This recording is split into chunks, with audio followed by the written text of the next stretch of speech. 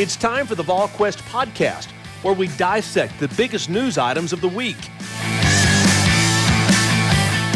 Good Tuesday, everybody, and welcome into the Smoky Mountain Organics Volquest Podcast. 3 locations in East Tennessee, one right here in Knoxville, 8018 Kingston Pike, across the street from the Trader Joe's. You can always shop online, SmokyMountainOrganics.com. East Tennessee's most trusted health and wellness store, focusing on natural products that help with remedies for a variety of ailments. That's SmokyMountainOrganics.com. Of course, we are so very close to reaching 12,000 on the YouTube page. So follow the Volquest YouTube page by just searching Volquest on YouTube as well. Just another way to get some information on the YouTube channel. But guys, we got a whole lot to get into today. Camp is officially over as I'm speaking with Austin Price and Rob Lewis. I'm Eric Kane. And Tennessee is now moving into game week preparation. Of course, still a little less than 2 weeks out, but still getting closer to game week. And you've shifted the focus from competition and fighting for spots. Because, I mean, there's still that ongoing, don't get me wrong. But now it's the game week. Austin Price, some big takeaways from fall camp right now, maybe some surprises, as we said, just 9 days away from kickoff. Yeah, the coaching staff spent most of Sunday putting in the game plan for Ball State. Now they'll have a little bit longer of a game week, so to speak, as they build towards next Thursday's opener. The biggest takeaway from fall camp is pretty healthy on the whole. Are there a few nicks and bruises? Sure, but there's nobody that's, down and out and not going to make it back by next Thursday night. Like right now, if Jalen Wright is probably north of 80%, and by next Thursday will be basically 100, but he would be technically one of those you would consider dinged up a little, if the game was tonight, but it's not. So there's still plenty of time for those, few guys that are banged up to get back full go for next week. I think that's the biggest takeaway is just health. There's still some question marks. Question marks at left tackle, question marks in the secondary, just because you have a lot of bodies, but who can you count on, who can you not? Questions with Bru McCoy, questions with the wide receiver position, just outside of Cedric Tillman, and Rob. I'm not sure we're going to know any of those answers until you just turn the lights on and let them play. We'll surely know about Bru McCoy by the time they turn the lights on. What do you think? I know we're going to get into that a little bit more later, but if we're talking biggest takeaways, I've said it before. I feel like there's a lot more depth. I think that really shows up on defense. I think that shows up at linebacker. You got a legit 2 deep, and then you got, some freshmen who, as your third string guys, and that to me look like they have bright futures.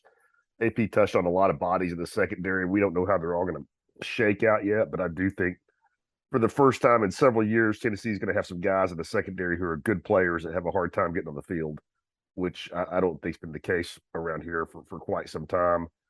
And, running back's a question mark, receivers a question mark. And AP, where do you feel like the 2 deep is set? Going into this week, or is it still some wiggle room there? I think there's some wiggle room on the defensive line. I think there's some wiggle room at left tackle. I think there's some wiggle room at receiver. But everything else I think is pretty much set. Maybe even corner. I think there's some wiggle room at corner. To Rob's point, I don't know if, to put this on a letter scale, I don't know if Tennessee's got any A-plus players in the secondary, but I don't think they're going to be trotting out any C's either. I think D's, as they maybe have. Yeah, I think there's a lot of B's, B pluses, just really good, solid players. Yeah, I think that's a good way to put it. The floor is much higher in the secondary than in years past. At least that's how I look at it. I think that's a good way to put it. Yeah, I would agree. And, you're not necessarily going to see this against Ball State because the expectation is you're going to see a whole lot of players playing. But again, when you get into a critical third down, when you get late in the second half, late third quarter, late fourth quarter, when everybody's tired, seeing who they put out there, who they can count on. Tennessee played 2 safeties last year. When Wesley Walker gets back, and healthy, can he slide back and play a little safety? Could Andre Turrentine slide in there? And of course, we know about the corners and all that. So I'm intrigued to see kind of how all that plays out. Again, you might not know that week 1, but do feel like Tennessee's in a spot to where they can do that, especially on defense. Now, surprises, for me, I think in terms of a player, maybe it's Mary McDonald. What a camp he's had. He's took advantage of spring, I feel like, with a lot of people out.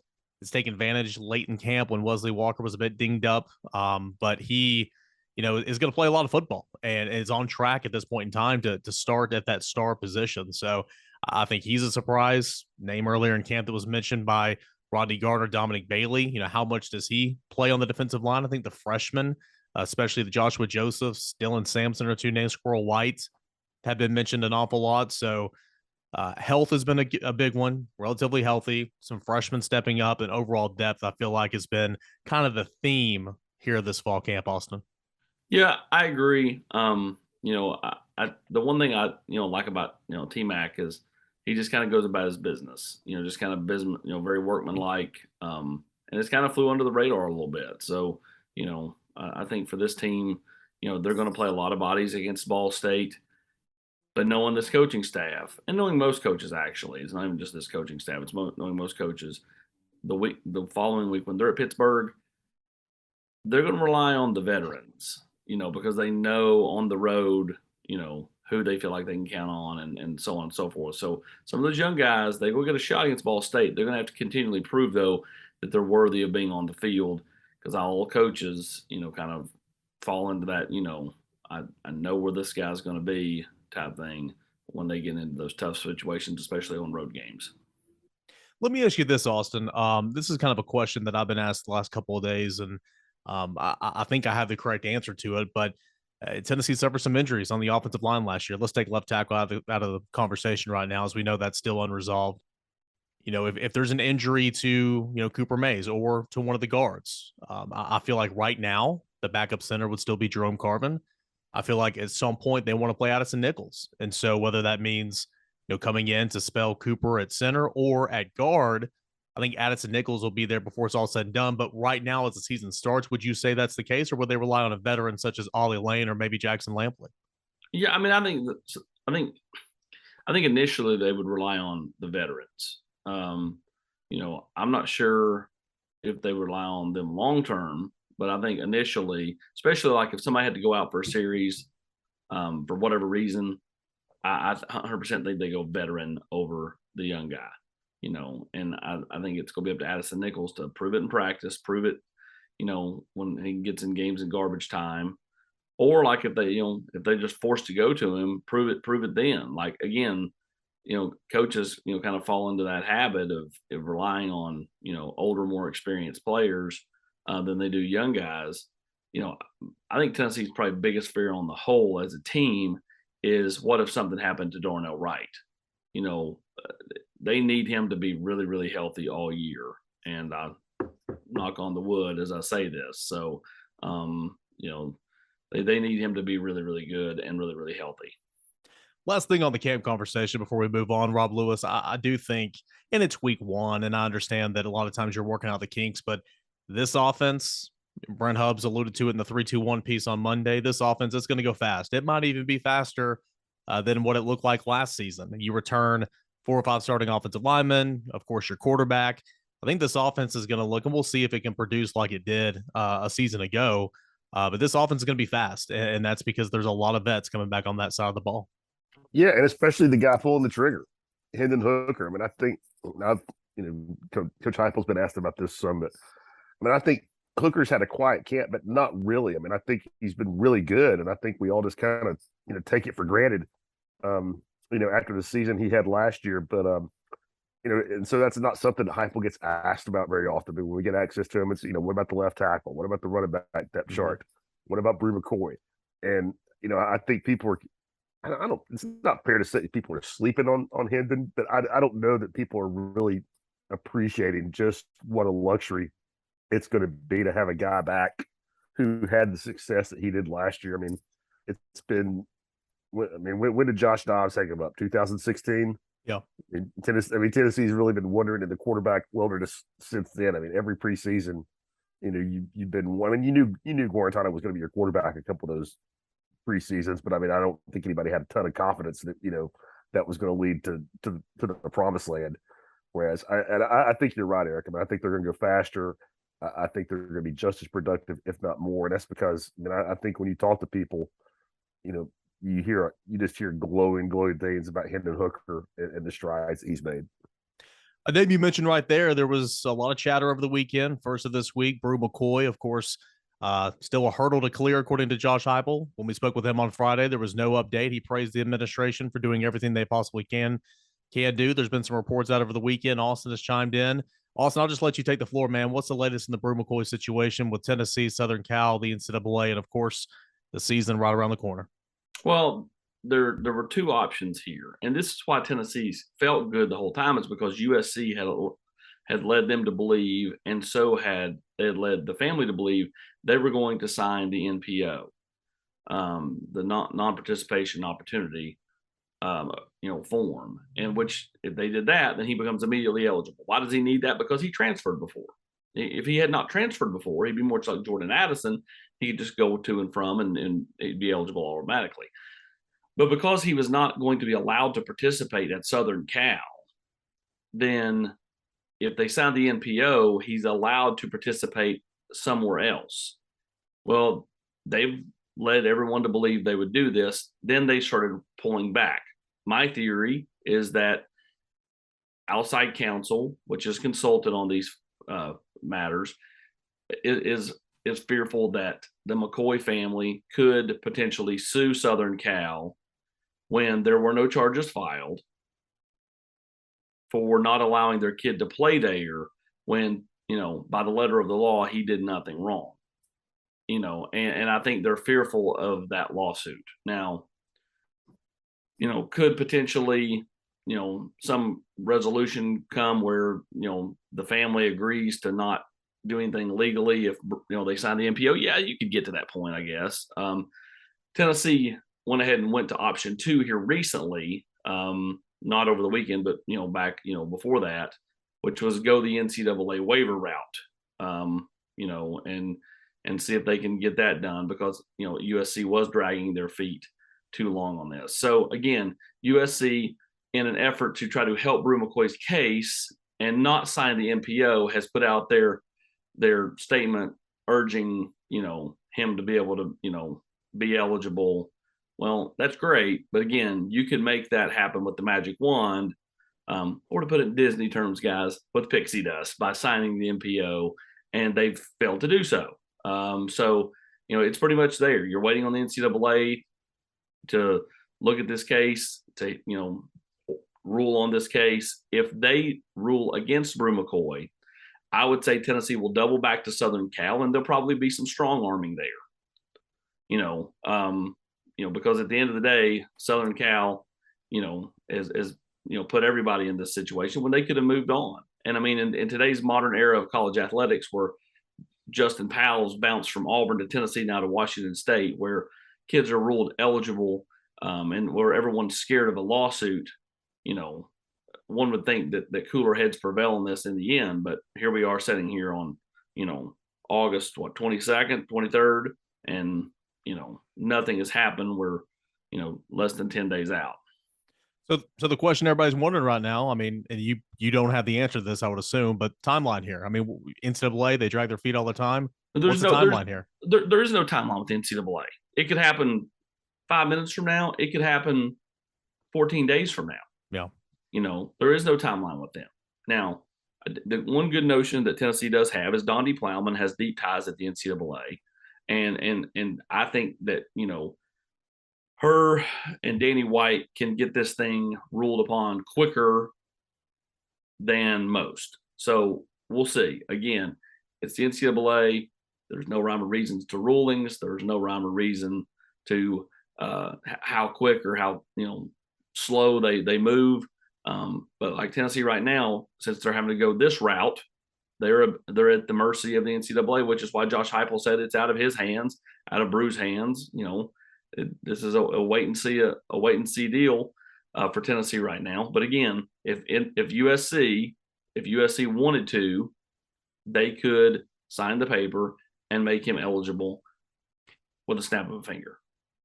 So, Rob Lewis, now that Tennessee's in game week preparations, in your opinion, how would that affect the way McCoy practices. He's been practicing as if he's going to play all camp long, but now you start getting into those first team reps and those team portions of practice to where you want your unit out there that's going to be out there to be practicing together. If you're Josh Heupel, kind of how would you manage that? And more so than anything, if he's not out there, I think a guy that has been consistent all through camp that you're going to see kind of help fill that void would be Walker Merrill.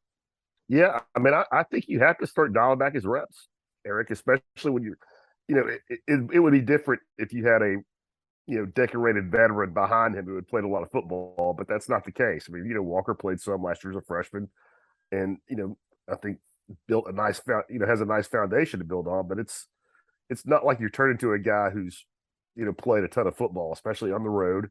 You're gonna have a big road game early, so I just think you just can't take anything for granted with the NCAA. I mean, I think Tennessee fans know that as much as any fan base in America.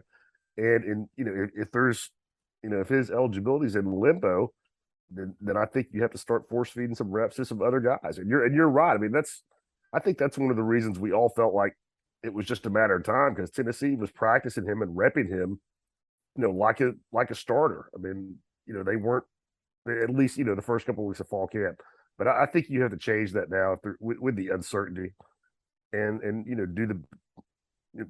do the best thing you can for your football team to get guys ready who are going to be able to play.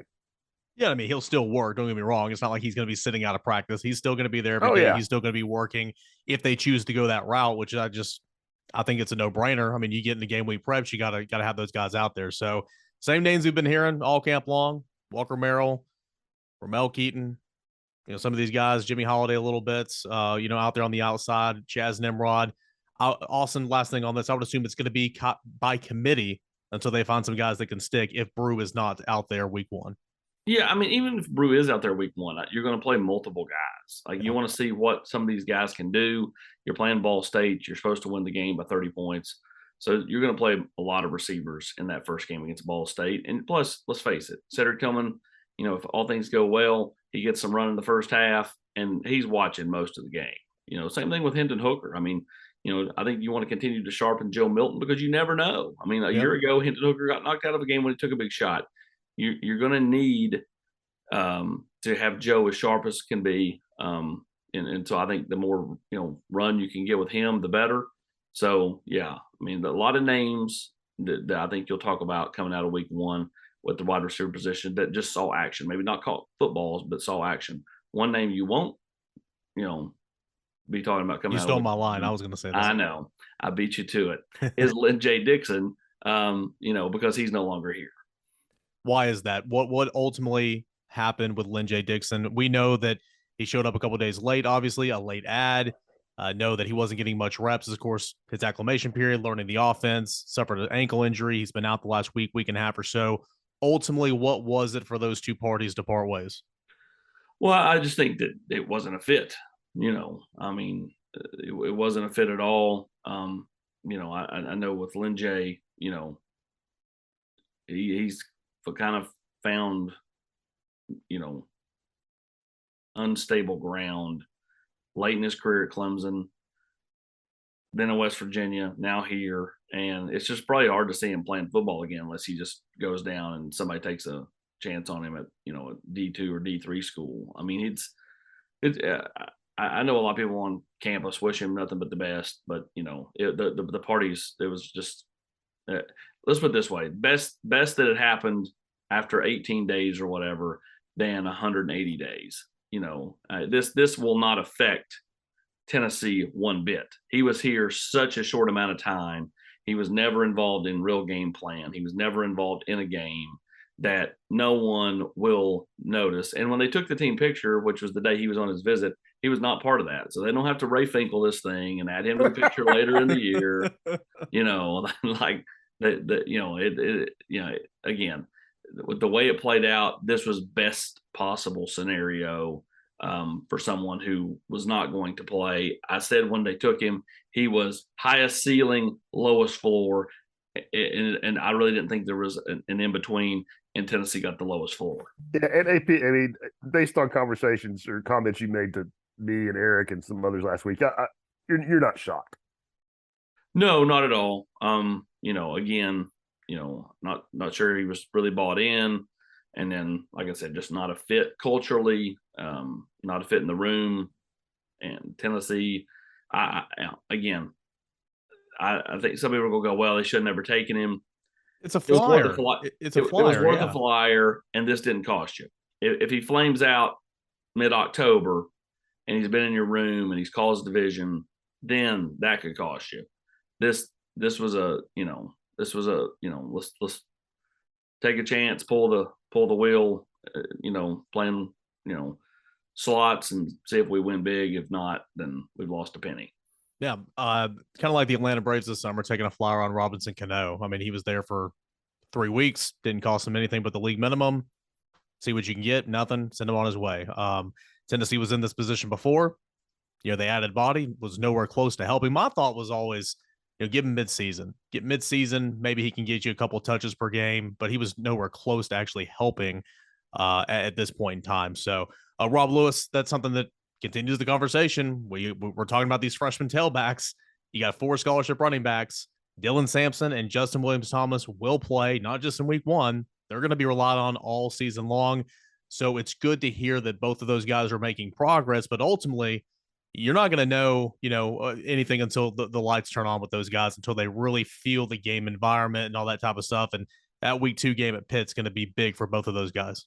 Yeah. I mean, and I think even with Lyn-J here, we all thought they were going to have to play early because, how soon was Dixon going to be able to get deep into the playbook to the point where you really trusted him on the road on 3rd and 4 or whatever. But yeah, I don't think there's any doubt the 2 freshman backs are going to play. Just the nature of the position in the SEC. It's, I hope I'm wrong, but I don't, you're not going to see guys stay healthy, generally for 12, 14 weeks to where you're not going to need your depth. And, Jabari and Jalen Wright have both. I'm not saying they're injury prone. I'm just saying you played 12 games in this league, and you're probably going to have a bum ankle or a tender knee or something at some point in time. My point being, I'll be stunned if the 2 freshmen don't have a role on this team at some point in time, just because Tennessee needs the depth. And on the other hand, it sounds to me like they were on their way to earning a role anyway. Just, part of that's depth related, but I think both those kids have also impressed. Sampson has quickly earned a reputation as one of the fastest guys on the team. Williams-Thomas was here in the spring, so he's got that advantage. And again, pass protection is a big thing. You can't underestimate that because you're not going to play a guy that you think is going to get your quarterback killed. But I just think that if you're a player and you got the athleticism, I think that's the easiest spot to play as a freshman, just because it's so much about instinct and vision and things that you can't coach. Now, pass protection you can coach, and you've got to be on top of that. But just as a ball carrier, if you can run the football, you can run the football, in my opinion. Well, we're going to come back to you for a hoops comment here in just 1 second, but the thought with those 2 young guys as well, just like with anybody on a football team, it's not going to be perfect early on, but the hope is you get better and better and better and better, especially for those 2 young freshmen in the backfield for any freshman and anybody playing. So they'll play an awful lot. But what I want to know is, you got 4 scholarship running backs, injuries happen. There's going to have to be somebody that goes back there in an emergency type situation. Last year, Marcus Pierce, walk-on running back. We've mentioned him a time or 2. He got some carries last season. Austin Price, you envision something to that nature happening this year. Hopefully not, but nature of college football is you go through some running backs. Tennessee's no different. Yeah, no doubt. I say on the board on Sunday, Princeton Fant will be the emergency tailback. Could they end up working somebody else in over time? Sure. But it certainly feels like they'll roll with what they have, and Princeton Fant will be that guy. Problem is they're thin at tight end too. So it's just not ideal. You need Miles Campbell. This camp, Miles Campbell, I felt like, and not that he's been bad, Austin, but I felt like he could have really helped himself out this camp. Charlie Browder is going to get some run, because I think Princeton Fant, even on 3rd downs, you might put him back there just to protect your quarterback. Yeah, I agree. I don't think that it hurts to kind of have that type of wrinkle to the offense, just so, less reps, stay healthy longer, more longevity for the entire running back room.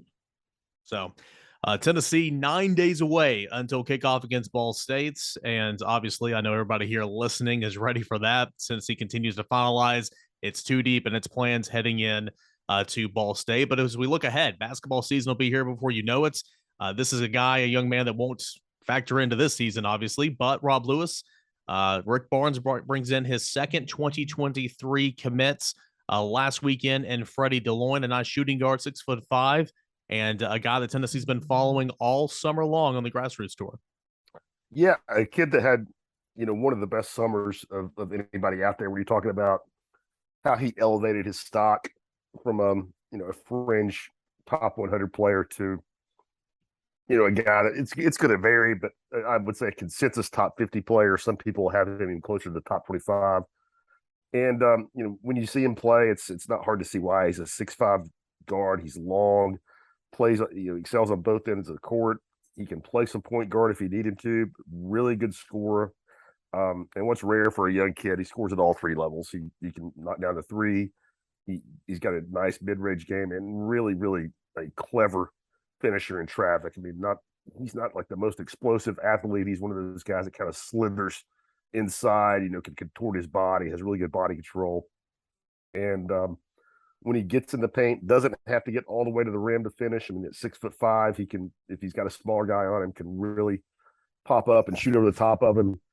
But yeah, a good get for Tennessee. I mean, it was cutthroat at the end. NC State and Wake Forest were both really selling out to keep him in state. Alabama, who has been recruiting at a high level the past couple cycles, was a real factor, pushing hard for him. And Tennessee deserves a lot of credit for a recruitment that was kind of low key back in June and then really heated up in August. And associate head coach Justin Gainey doing a lot of work there to make that one happen. And he joins Cade Phillips, who's a pretty legit big guy. You get JP Estrella going next week. A lot of people feel good about where Tennessee stands with Estrella, who's a really multifaceted 6'11" kid that can do a lot of different things on the court. If you could lock down those three, that's a pretty good foundation for what's going to be a big class. I mean, Tennessee's going to have a lot of room.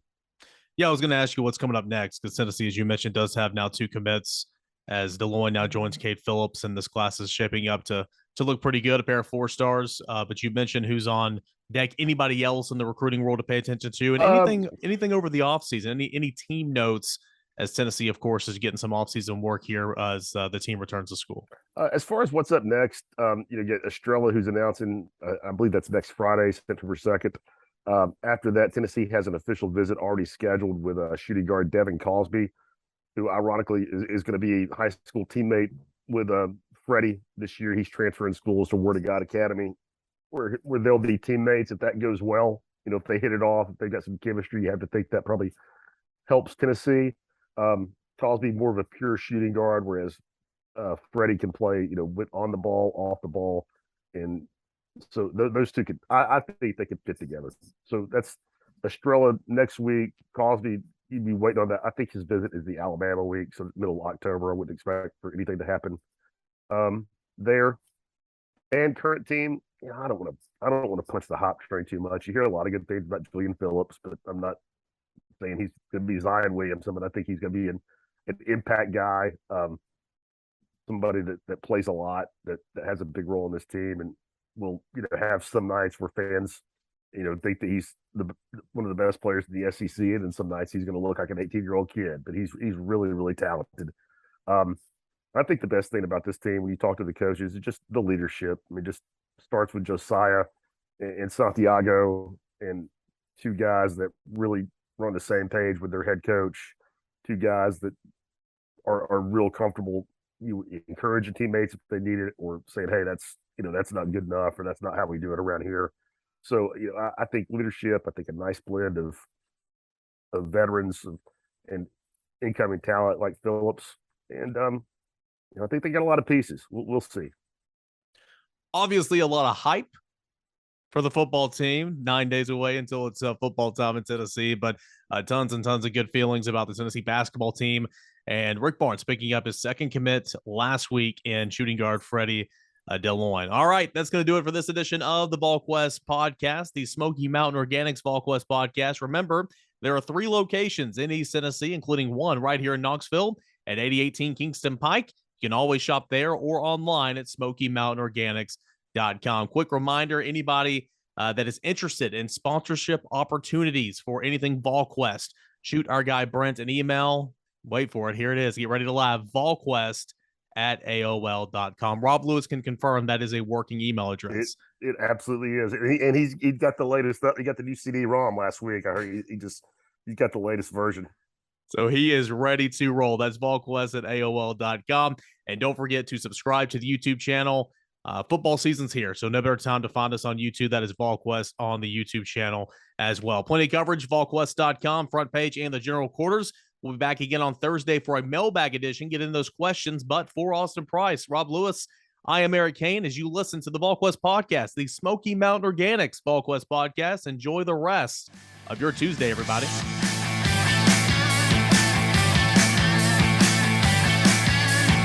You've been listening to the Volquest Podcast every week here on Volquest.